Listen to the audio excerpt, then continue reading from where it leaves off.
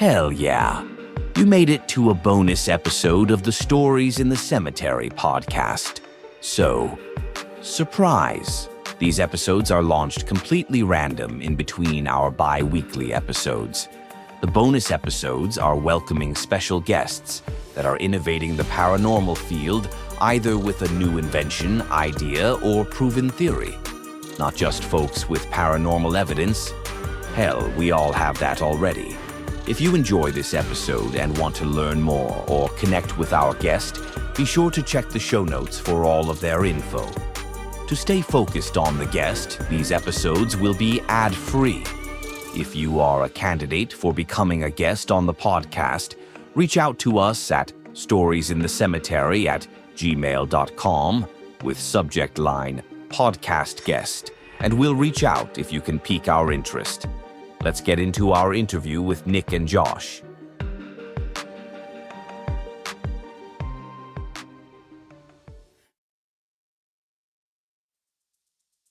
All right, everybody. Welcome to a weirdly placed random episode. I honestly don't even know if I'm going to post this on our normal Fridays, Josh. So this is going to be an episode based off of the stats for the April investigations from the interactive ghost hunting experiences. And it kind of gives you guys a preview of what's inside the almanac. And it's basically using the paranormal investigation worksheets, and that's where these charts come from. So Josh, I sent you over these charts. So what are the first things that you notice, I guess, just off the top of your head? Let's get your voice heard. What are you noticing out of these charts first and foremost? So one of the weirdest things I think I'm noticing is the fact that your scores, like you have some really good scores in there, but they're on really random nights. Like where it kind of just like goes off the beaten path of what we should expect based on the data we collect and that we already kind of know. And it makes me start to wonder if that's not so much based on the whole moon phase, UV, all that, and it's maybe more based on actual like events and dates. So is there any like dates in here that really meant something? Like is that correlating to scores? Yeah, there's actually quite a few, and we're gonna kind of go through that individually. But I want to run through a little bit of the number averages real quick, just to kind of give folks the idea, like of how this was put together. And basically, if you have the Paranormal Investigators Almanac, not affiliated with anything called Paranormal Almanac, then you've already seen these charts at least set up like this. But if you don't, it kind of gives you a preview, so that way you're interested in kind of using this almanac to help you prepare for your own investigations. So for the month of April, it was a light month for me. So there was only 15 investigations in total. So it's about half the month that I had an investigation. And the score ranges go anywhere between 52 all the way down to 20. So 52 being above average based off the SITC scoring system, and 20 being below average, almost to like minimum to no activity at all. The moon phases, like Josh said, they're kind of random. But Josh, I'm going to point this out. I did put like the percentage of how often we saw a gibbous or a crescent moon, because the theory here that I originally started with was that the lower percentage of a moon, meaning crescent, underneath 49%, the closer you got to a new moon, the higher the activity. And that's kind of the consensus that we came to with the original study. But what's weird about this particular month is that 53% of the nights, over half, Right. we actually had a gibbous moon. So it was over 51% to 99. The odds are not in the favor of the crescent moon being the winner out of all of this. So it's almost a skewed type of, Right. set of data, so to speak. And only 33% were crescent moons. So it's definitely on the much lighter side. It's much easier to see this, guys, with smaller numbers of only 15 investigations, because one of the highest night was a waning gibbous moon. It was at 97%. We were just coming out of a full moon, but there was also 9 investigators on that night. Not to say that more investigators and more equipment out means higher activity, because that's not the highest night that we had, and the highest night we did have had less investigators on that particular tour. It is kind of an odd set to look at, but it is, when you look at things on a daily basis, then a weekly basis, then as a month and as a year, you can start to study like where the patterns actually fall. And that's reason why I wanted to do like a short little episode, just so you guys kind of get the gist of this. So we've already talked about the moon phase, and the average moon percentage of the nights that I worked on these investigations was 57%. So that still falls in line with the gibbous being from 51 to 99%. So it really wasn't in a favor to have a new moon or a crescent moon, on that end to be able to, whether it's waxing or waning, to determine if a crescent moon is when we get the most activity. Yeah.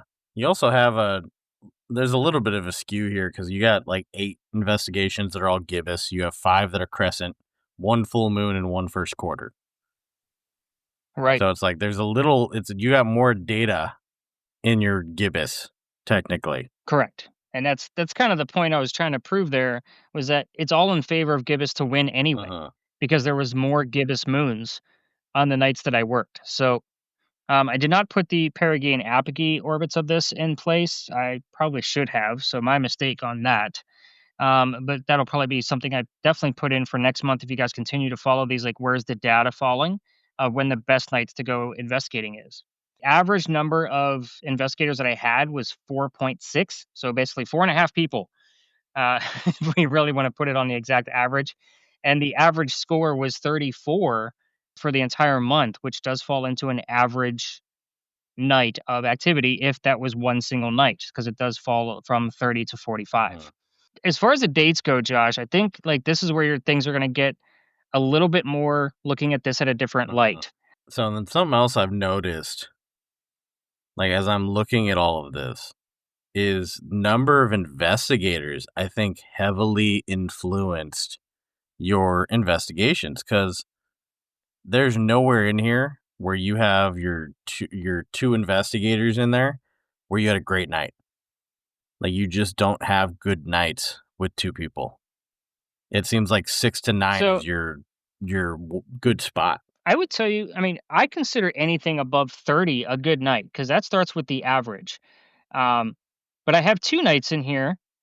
So that would have been the 29th and 17th, it looks like. Uh-huh. I'm sorry, the 29th 16th. and 16th, where I had 2 people on the tour and we had a 37, which is above average. Like it's halfway in between average and above Uh-huh. average.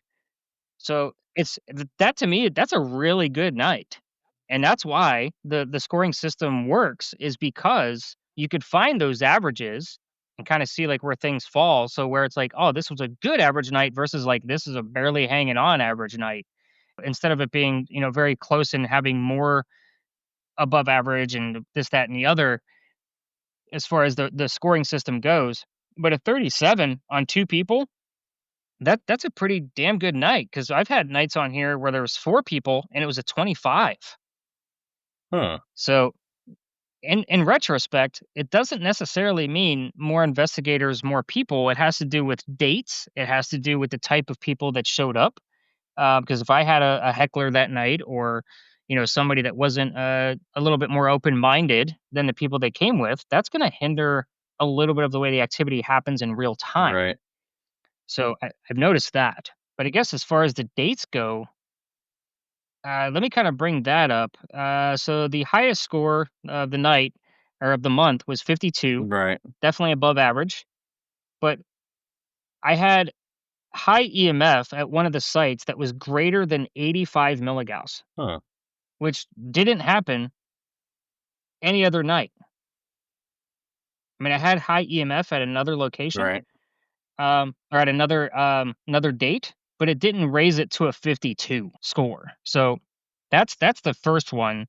Like why April 22nd is so high is because we had that crazy EMF show up, and it doesn't say how many. I didn't take note of how many spikes we actually had. So we'll just count it as like one huge spike. Uh-huh. The score 49, we had a possible anomaly discovered on the SLS camera. Oh, wow. And I will say, I believe that night, if I recall correctly, was the night that I was testing out the new, I think it's the M3 Ghost Hunter app Okay. and their SLS feature on it. Yeah. Yeah, that was a cool one because I had the same figure show up in 2 different locations about 5 feet away from each other, like in different positions, but it was definitely same leg pose, Uh-huh. different arm pose, and different head poses. Like it was very cool. Interesting. And I was able to capture that, and it was 2 split seconds, so that counted, probably boosted it up to that 49. Let's see. I have more captures on the SLS camera. on the 18th. So a few days after that, which pushed their score up to a 43. So we're still falling in. Now we're back down into the average activity. As far as the relevant dates, the 25th was let me see if their 25th was even in here as a high score. It was not. No. And the 28th was not a high score either. Let's So there was see. nothing that was There happening on the was some. 22nd. Like no pertinent Okay. dates, right? There is on the 22nd, no, but there's a problem with this date. So the 22nd or the 25th is the alleged death date of Anne Bonny, Okay. a famous female pirate. So it is kind of but we didn't have anything relevant to Anne Bonny, or else I would have notated it based on the date. Got it. Because Anne Bonny's not somebody I bring up unless she shows up in the evidence somewhere. So relevant date, but not relevant to the actual evidence from the investigation. Correct. What about the 14th? That was where we caught no, the only two dates that are relevant to the locations are the 25th and 28th. Huh. However, there is something else that kind of popped in. The 29th of April, we had a score of 37, which was average. But we did have several in the same location relevance to Blackbeard, No. who does have a history in Charleston, and April 29th is his death date. Interesting. So that is something of note for sure. But everything else in here is not date related. Huh. Very interesting. So obviously, this is something that, as we discuss it, instead of me staring at charts, is going to be very helpful in either innovating or exceeding the new charts for the 2026 Paranormal Investigators Almanac, to either add things into it or to innovate a new way to look at things. You and I have already discussed adding the UV index into things. And for listeners, there was a short period of time that I was measuring the K index, solar flares, where that could emit EMF to the earth. And is that impacting our readings? It wasn't strong enough to where I was actually seeing any kind of result out of it. So I stopped measuring the K index on a nightly basis. But UV index, which falls in line with Josh's theory, this could be something new that we start to measure to kind of see, even if those small minuscule amounts. What's the highest that the moon puts off, Josh? What's the It'd probably percentage? be about 5. So up to a 5%, is that going to, or I'm sorry, a 5 UV Mhm. index, not a 5%.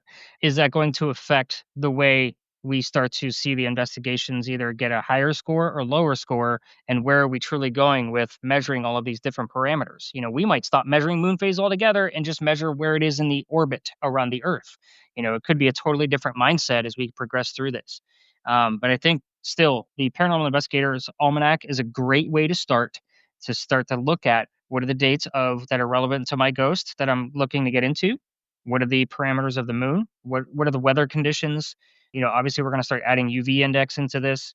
I think it's a fantastic way for us to at least get started and going to something deeper than just the tropes that show up Yeah. in our normal TV shows and movies. Now let me ask you this. Sure.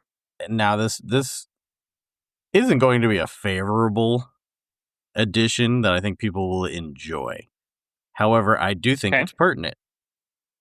What was the ethnicities of your investigators on the nights with the highest scores? I would say that they were now, and this is just based off of my normal, what's the word I'm looking for? Not diversity. Shit. So while you're looking for that, I'll explain. Your ghosts are all from a much older time. This They are. means they are going to feel much more comfortable speaking to Caucasian individuals and Very, very true. Caucasian men more than women. Not because we are horrible people or anything is wrong with us, but because the time period they are from dictates that this is actually who they'd be the most comfortable with, which makes me wonder if that has a heavier weight to why you're getting the scores you're getting. Now, I would say my guests are predominantly white females. So that is something where I have noticed if I have a team, and we've mentioned this before on the show, all African American females. We'll just use one gender. I don't want to say like we're going to have a light night for sure because I don't know, but it's a more than likely type of situation. Uh, But I'll be honest with you, when I'm in the field with these folks, I'm not even thinking of the score. So I'm not like manipulating it or going in with a precognition of, okay, I met my folks, they're all African American and or other words, not white. uh, Where that conservative type of thought process from olden times, whether it be 18 or 1700s, is going to be that influence. I don't go into it with that. I do everything I can to try to help them capture the evidence properly. I do like, and when I come into the office, those people, whether they were mean to me, nice to me, their ethnicity, their all of their diversities, like that leaves my brain because I'm focused on what the media is showing me because I look at it in an incremental value. I don't do one better than the other. It is I do what I do with that particular media, and then whatever the result is, then I can look at it and say, ah, we had an all African American team. We were at this plantation owner's location, and we can kind of see where that clash would have been, right. where we didn't get that much activity. Now, have I said these things to my folks in real time? Sure, I have. I'm in Charleston, where I think the percentage is like 90% of slaves have come through Charleston and people have an ancestor that have come through obviously our waters to come into the United States. Like again, it's a place you can't be afraid to say the word slave. But I see exactly where you're going. I didn't always look at it as a gender portion until that Henry Timrod piece that I told you about a few episodes back, Uh, where we had him on the SLS camera, and that was a few years ago, where I never would have thought of that until I saw it firsthand. But I think you're on the right path. But it's also about the people that show up. Are they open minded enough? Are they coming in with that thrill factor or the fear factor? uh, Like, why are they there? Because the fear factor people, they're great. I love them. They have a lot of energy, but a lot of times, like their expectation can be too high because they want all of the visuals, none of the actual communication of how all the pieces work together. So, not to criticize my folks, because I have fun with all of them. I just have to learn to adapt, like how they learn to what type of people they are when they show up. Regardless of diversity, it's about personality. So that's kind of how I look at it. Not the gender, not the race. It's about like, okay, do I have the heckler? Do I have the super eager little kid? Like, who do I have the dragged husband? Like, who do I have in front of me? And that's how I really base off of what's their learning curve going to be to where they can still have some fun, even though they might not want to be here because they're dragged here by a spouse or, they're not a true believer. Their family, wanted to show them something a little bit different. And then I show up Mr. Serious about like, hey, we're going to go ghost hunting. We're going to learn some stuff about weird places in Charleston. It's about who I get in front of me because I'm reading faces the entire time. yeah. So, to the diversity piece, you're absolutely right. It does occur, unfortunately, but it's the same phrase that I use all the time. Know your ghost. Yeah. It makes me wonder if that's something that should start being documented. Measured? Yeah, to see if that's causing a huge effect because as we kind of were talking a little bit offline, it could be that, like I said, I still have to play around with the ionization factors to see Mhm. where ionization starts in the UV spectrum and kind of diversify from there. Like if ultraviolet doesn't start ionizing electromagnetic radiation until like a UV of 9 or 10, Mhm. then moon phase might not really affect our ghosts as much as we think that it might. Like it might be, yeah, like on a full moon, good UV day where it's beating down a good 5 on them. It might be uncomfortable. It's not causing them any immediate issues, but it might be Right. uncomfortable. The rest of the time could just be a free for all and could be based more on who it is they're talking to than anything else and who they're actually comfortable with talking to or who they traditionally would have been okay with talking to. Here's another question, and I'm going to go back to your moonlight UV rays for just a second. So there is a location that we're on a good full moon. We have like the moonlight, like you can walk in the Uh, moonlight, but there's also shadowy parts of that particular space where the moonlight is uh, hidden. And I'm wondering if we would get a better EMF in the shadowy portions versus in the direct moonlight. It would make a lot of sense. I mean, I told you we had like I think it was like a really high moon percentage out in Arizona when I went and did Vulture City, and it gets hot out there. So Hmm. they had a high UV spectrum, and there's supposed to be activity outside. And there's supposed to be a sheriff seen walking the grounds, walking outside the buildings. We didn't get any of that. However, we got activity inside the buildings. And that's because UV does not penetrate walls. Right. It's interesting. Something for me to test Yeah. for sure. I like it. This is like I said, these are going to be short and sweet. Just us kind of brainstorming while we look at the data. But folks, again, I hope you appreciate these little tidbits. And if you want to skip over them, that's perfectly fine. We won't be offended because we're talking numbers. We're talking, a lot of like looking at charts that you can't see yet. But we want to bring you the highlights of things that we're thinking about as we're looking at these particular charts. If you want to see what we're talking about, obviously the Paranormal Investigators Almanac is available on Amazon. If you want to start seeing what these scores look like and what they can do for your past investigations, you can still use them. Yeah. Use it on your past investigations just to see how they score. Josh will tell you, like, you'll be surprised. He was quite surprised. He thought he had a great night on one of his investigations, ran the Cincy scoring system through it, and it was just, I think you're right at the cusp of below average to Yeah. average, right? Yeah. So again, it's not that I'm throwing a point to every little tiny thing. I'm only throwing points at the pieces that I feel like could be part of something much bigger if I don't already have that much bigger piece because I'm only spot checking their data for them. I let them do the rest of the work. So if they come up with something new, they email me, they text me that they found something in their data from their tour. Guys, this is an event that you can do, by the way. Like those tickets are available on my website as well. But if they find something, their score changes because then they found something new. So that's kind of how this works and why I'm able to keep track of everything because and I love staring at data. I like to look at it on a yearly basis and reorganize it. Now we're looking at it on a monthly basis to see like what's going on here. And we found that for April, it was in the gibbous, the larger moon's favor to have those higher scores no matter what. So could the crescent moons have won a little bit by taking one or two? They took one. But again, I just don't feel like there was enough data here out of 15 investigations and yeah, that may sound a lot for you investigators that, probably go to 15 investigations a year, where I did them all in a month, where I'm like, that was a light month, but this is what I do for a living. I take people out. But make sure you guys are going over to Amazon. You could just type in SITC. That stands for Stories in the Cemetery Scoring System, and it'll bring up the workbook for this year. It's the third edition. And then, of course, the Almanac that we are all so proud of that we worked on. And hopefully it's going to be very fruitful for you. So, Josh, any last words before we close this very short episode out? No, you know what? I just any other questions people have or opinions they want to give, I feel free. Leave it in the comments, send it to us. Whether it's on social media or through email.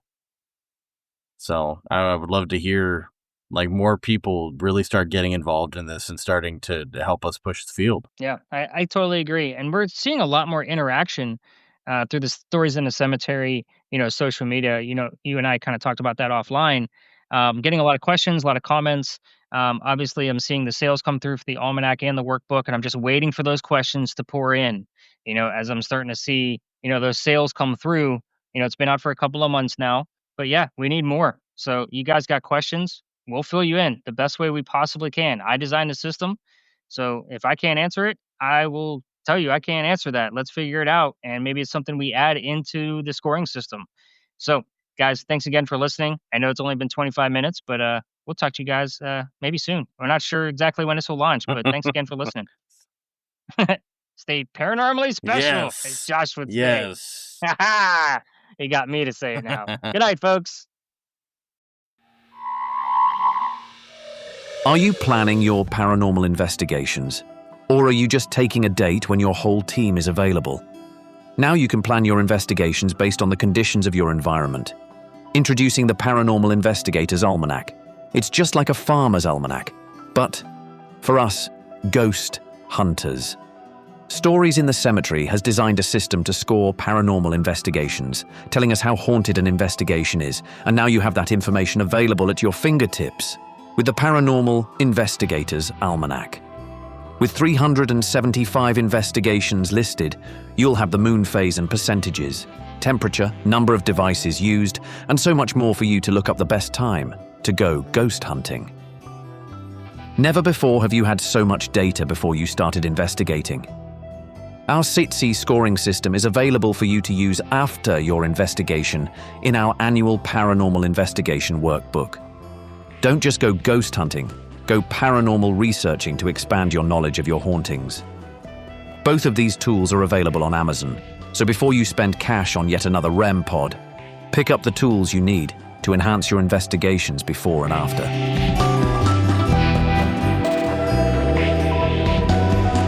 That was frickin' awesome. Thanks for listening to this totally randomly placed bonus episode. If you'd like to learn more about our guest, check the show notes wherever you listen to the Stories in the Cemetery podcast and connect with them. Are you doing something to the paranormal field as badass as our guest? Want to come chat and brag about your innovations? Reach out to us at storiesinthecemetery@gmail.com with subject line podcast guest, and we'll reach out if you can pique our interest. If you enjoyed this episode, be sure to subscribe wherever you listen to podcasts so you don't miss these random bonus episodes.